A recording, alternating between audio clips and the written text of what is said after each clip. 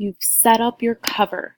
Now what you need to do is you need to click over. And what that's going to do is it's going to add new pages.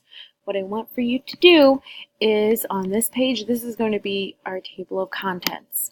So I hit plus and I did text. That's going to put a new little text box in. What I want for you to do is type in table of contents. You can write it exactly how I did.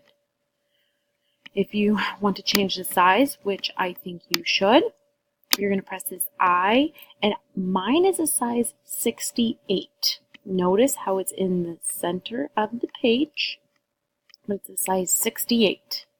Okay? Now what you're going to do is, now this is all one big text box, okay? What I did was I once again pressed the plus sign, and then I typed 3, and then I did a bunch of dots.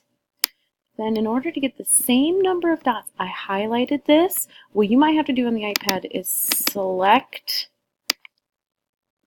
but then you can copy, and then you can paste.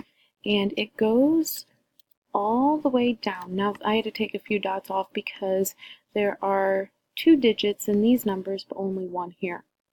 Notice that I started on page 3 because page 1 is the cover, page 2 is the table of contents. So then I'm going to start with page 3. We'll have definitions. Page 4 will be the topic. These will be other things that we will discuss and we will add to our table of contents as we go on with our unit.